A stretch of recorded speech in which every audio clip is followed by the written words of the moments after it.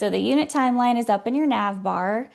You click there, and this is what it looks like. It's pretty simple. So over on the left, you'll have your class, or if you have more than one class, those will be all be lined up here. And then on the right, this is your timeline. So you see that Bailey has 2 units in her plan book.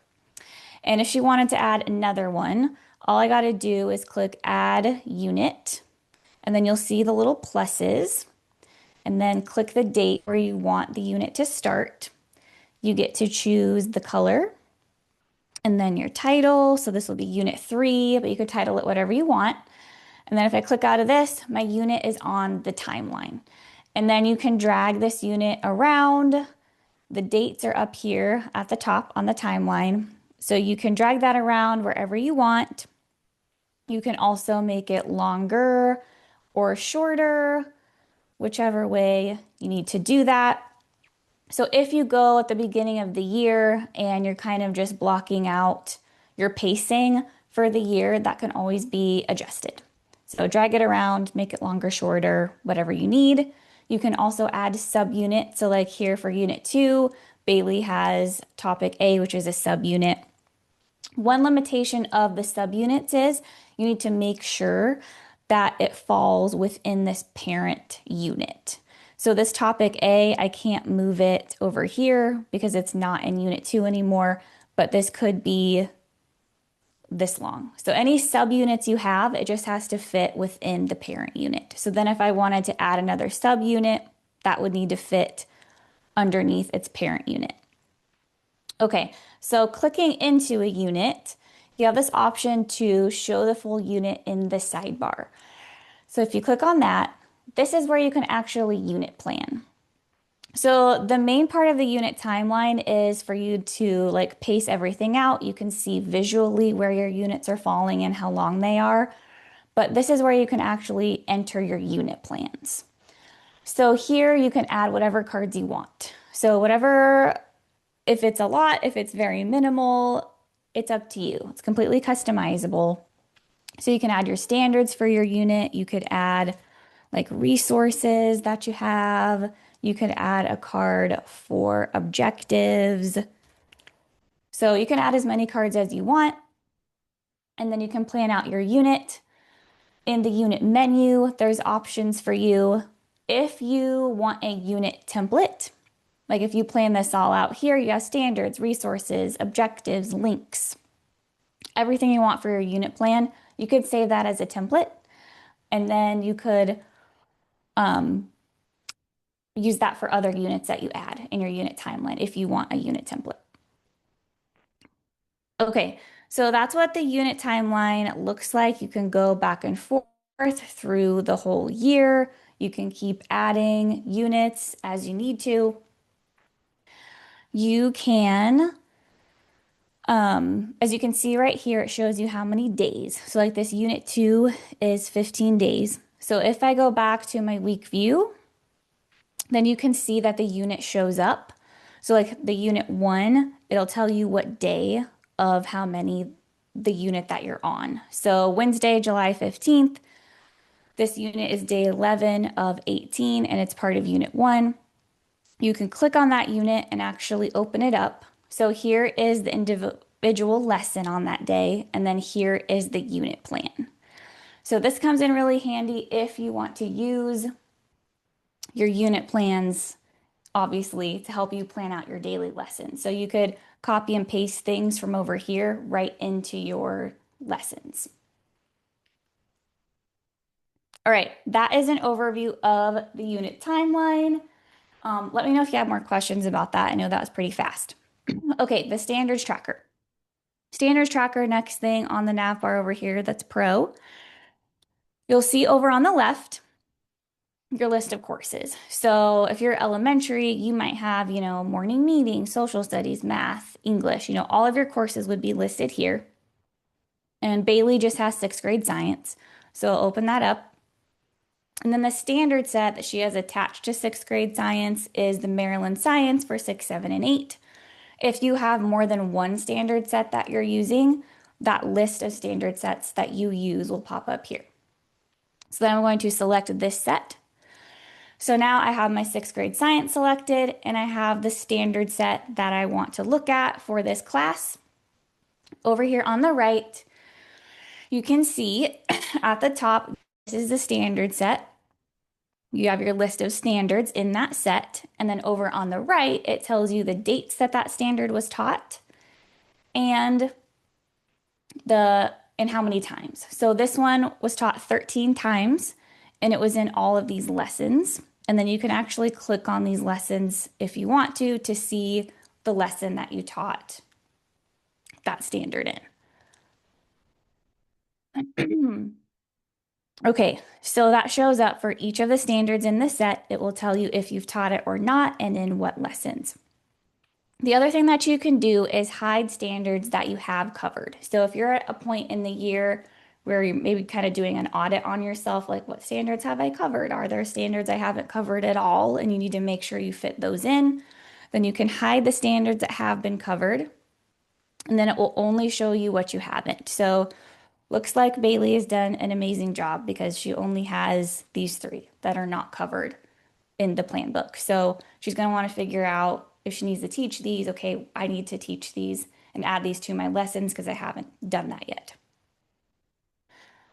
Okay, I'm going to get out of there. That's the overview of the standards tracker. Again, I'll go into more detail on August 17th if you want to join that. But if it seems pretty simple, that's because it is. It's very simple to use.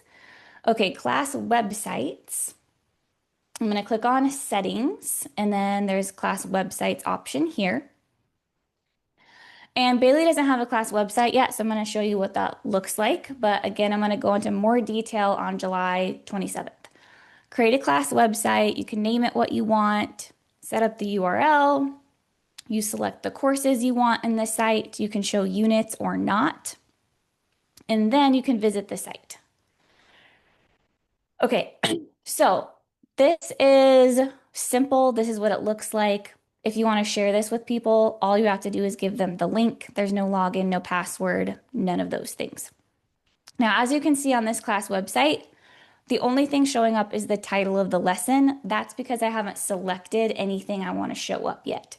So that's the really cool thing about the websites is that you get to choose what anyone with that link sees.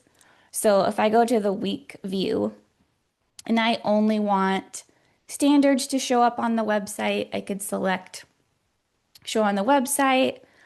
And then maybe I want the objective to show up. And then another cool thing that you probably want to show up is if you have like a homework card or a links or resources card. The way if kids are absent, they have access to all of the documents and resources that they need. They don't even have to ask you. But something like accommodations and modifications, obviously you wouldn't want that to show up on your class website. So you just wouldn't choose that card. So then if you go back to your class website, we can visit this and then get to the right week.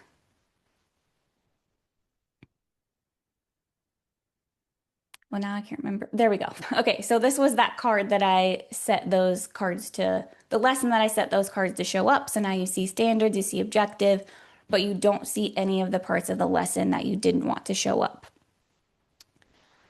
Okay, so there's ways to like make that so you can individually do each card every day. There's ways to set it where certain cards automatically show up. So if you want to learn more about that, again, that's July 27th. I'll go into more detail. And you can set up as many class websites as you want too, just as a note. Okay, custom backgrounds. So this is a fun one. So I'm going to go to my settings button, title and background. Check out the time here. Okay. If you have Pro, you'll have these options over here. So if you have Basic, the free version, you still have a lot of options for customizing your background. But if you have Pro, you have even more. So you can actually search. So Bailey is a science teacher, so maybe you want to do something science related for the background of her plan book. So you can search for anything. We'll just pick this orange one. And then that updates her background. And if you don't like that one, you could search again for, whatever you wanted. And then there's also the option to upload your own. So if you have a picture of your dog or your family, or maybe it's a picture of your class, whatever you wanted, you could upload that as the background of your plan book. All right, more collaborators. So in the settings button, you should see the option for collaborators. Now, this is free for everyone. So if you're on the free version, you can add collaborators to your plan book. You can add up to 3. If you have Pro, you can add up to 5. So you could have more collaborators in your plan book. And how you do that is you can see in Bailey's here, she's collaborating with different schools and districts because she's part of a school account. So that's why it has this here. But for you all, if you're not part of a school account, you just have an individual account and you want to share like with your co-teacher or your content team or your department or whoever you would like to, you can collaborate with an individual, you add their email address and then set their permission levels here. So you can have more of those if you're pro. Okay, Google Classroom. I'm going to go to my week view. And here's a lesson here. We have an integration with Google Classroom where you can actually create posts right in your plan book and then schedule them to automatically post in your Google Classroom classes. So you can click Add Card, add a Google Classroom card, and you have these options. So if you want to create an assignment, I'll just click on that one. So I'm not connected right now, but you would connect your Google account. So you click this, you would sign in with Google. It would connect your Planbook to Google, and then you would be able to create the assignment right here. So it asks for the title of it, the instructions, the attachment, points if you want to assign points to it. You get to pick the date and the time that it's scheduled to post, and then you get to choose which of your Google Classroom classes you want it to post to. And you can add those Google Classroom cards to your template if you want to. So like if you're posting something every day to Google Classroom in all of your lessons, you could just throw this right into your class template. So it automatically shows up every day and then you just have to click it and fill it in. Or you can just add them individually like I just did, add a Google Classroom card. And you could do multiple choice question. So with free, you get, I believe it's 30 Google Classroom posts, but if you have Pro, then it's unlimited and you could post as many Google Classroom posts as you would like. Okay, there is more printing options. I know I'll just take a couple more minutes here because I'm about at my 20 minutes, but printing options with the free version. You get to print individual lessons. So if I want to print this science lesson on August 4th, I can click the lesson menu and print it. Also with free, you can go to the outline view and you can print your outline, and that includes all of the lessons. So you could print this, you can print the lessons, print this, and it would print this outline plus each of these individual lessons. So with free, it's like you can print one individual lesson or you can print all of your lessons for a class. If you are pro, then you have more options for printing. So like you could go to the day view, and if you had multiple classes here, you could click the day menu and print the whole day. You could go to the week view and you could print a week. You could go to the month view and this will print your month view with lesson titles. It won't actually print the lessons, but you could print like this monthly view to get an overview. In the week view or any view that you're in, if you click the print button up here in the nav bar, you have these options. So you could title it, you have some font sizes, just to make more customize the printout. So there's a little bit of options there. Okay, Next thing I want to get to, okay, the AI. So everyone gets AI usage. So whether you are free or you're pro. But with the AI, if you have pro, you get 2 times the amount of AI. So once in a while, I don't know if anyone's experienced this or not, but you might hit something that says like you've reached your AI limit. So if you are hitting that and you want to make sure that you don't, then you might want to upgrade to Pro because you get 2 times as much. But it resets every hour. So if you're free and you hit that limit, wait another hour, and then you can try again.